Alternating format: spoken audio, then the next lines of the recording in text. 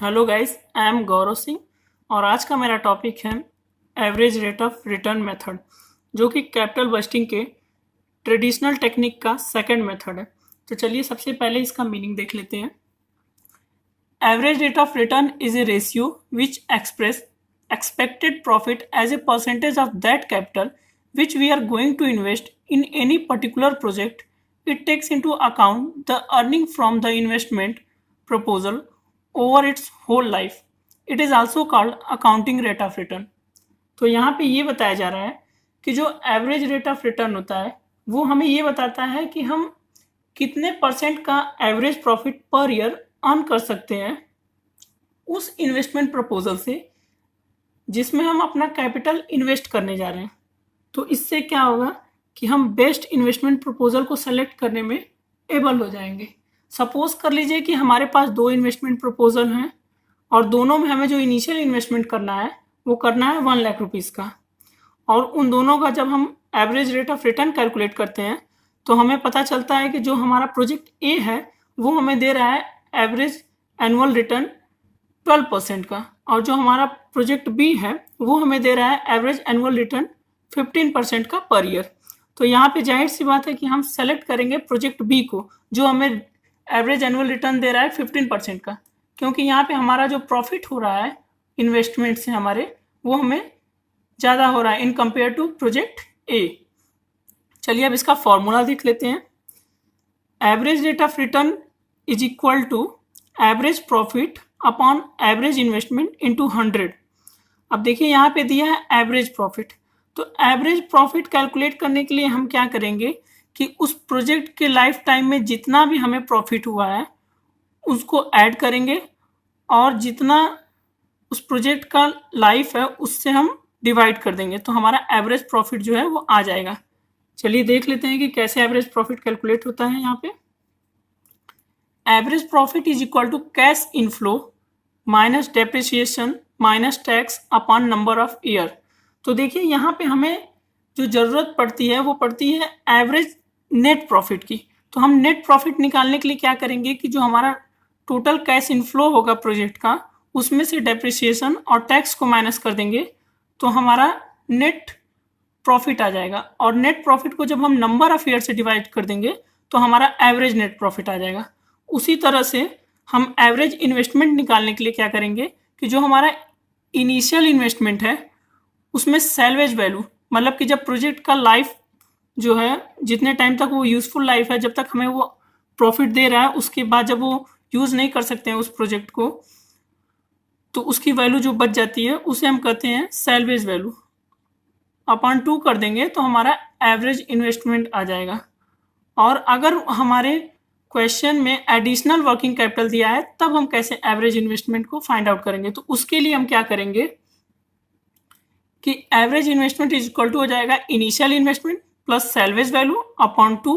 अब इसको पूरा फाइंड आउट करने के बाद हमारा जो एडिशनल वर्किंग कैपिटल दिया होगा उसको हम क्या करेंगे कि ऐड कर देंगे। तो चलिए अब इसको हम एक क्वेश्चन के थ्रू समझते हैं। तो यहाँ पे एक एग्जाम्पल के थ्रू हम समझ लेते हैं। A project cost of rupees 1 lakh and has scrap value of rupees 20,000. Its stream of income before depreciation and taxes during the first year through 5 years is rupees 20,000, 24,000, 28,000, 32,000 and rupees 40,000. Assume a tax 50% and depreciation on straight line basis. Calculate the average rate of return. तो यहाँ पे कहा जा रहा है कि एक project है जिसकी कॉस्ट है 1 लाख रुपीज़ और उसका जो स्क्रैप वैल्यू मतलब सैल्वेज वैल्यू है वो है 20,000, और उससे जो हमें इनकम हो रही है 5 सालों में वो हो रही है 20,000, 24,000, 28,000, 32,000 और 40,000।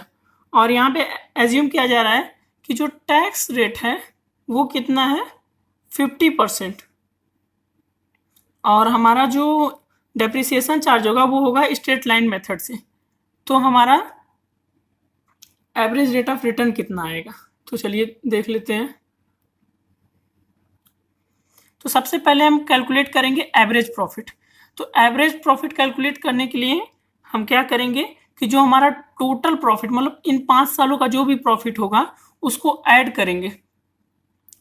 तो ये 5 सालों का प्रॉफिट हमारा है, पहले साल का 20,000, दूसरे साल का 24,000, तीसरे साल का 28,000, चौथे साल का 32,000, पांचवें साल का 40,000। तो हमारा टोटल आ रहा है 1,44,000। अब इस एवरेज प्रॉफिट को टोटल प्रॉफिट को हम क्या करेंगे कि एवरेज प्रॉफिट कैलकुलेट करने के लिए नंबर ऑफ ईयर से डिवाइड कर देंगे। तो नंबर ऑफ ईयर ये कितने साल का प्रॉफिट था, ये था 5 साल का प्रॉफिट। तो उसको जब हम 5 से डिवाइड कर देंगे तो हमारा आ जाएगा एवरेज प्रॉफिट, जो कि है 28,800। अभी इसमें से हमारा ना तो डेप्रिसिएशन माइनस हुआ है ना ही टैक्स, तो हम सबसे पहले डेप्रिसिएशन को लेस करेंगे। तो डेप्रिसिएशन का जो फॉर्मूला होता है वो होता है cost minus scrap value upon number of year. तो यहाँ पे प्रोजेक्ट की कॉस्ट हम देखे थे कि 1 लाख रुपीज़ थी, प्रोजेक्ट की कॉस्ट थी 1 लाख रुपीज़। तो हम और स्क्रैप वैल्यू था हमारा 20,000। तो हम लिखेंगे 1 lakh minus 20,000 upon number of years. कितने साल के लिए प्रोजेक्ट था, 5 ईयर्स के लिए। जब हम इसको कैलकुलेट करेंगे तो हमारा आएगा 16,000। जब हम इसको एवरेज प्रॉफिट में से माइनस कर देंगे 16,000 को, तो हमारा जो एवरेज प्रॉफिट आएगा बिफोर टैक्स वो आएगा 12,800। अब उसमें से हम 50% जो टैक्स है उसको माइनस कर देंगे। तो 12,800 का जो हमारा 50% टैक्स होगा वो होगा 6,400। जब हम उसे माइनस कर देंगे तो हमारा एवरेज प्रॉफिट जो है आफ्टर टैक्स और डेप्रिसिएशन आएगा वो आएगा 6,400। उसी तरह से हम एवरेज इन्वेस्टमेंट को कैलकुलेट करेंगे। तो एवरेज इन्वेस्टमेंट कैलकुलेट करने का फॉर्मूला है initial investment plus scrap value plus additional working capital upon 2।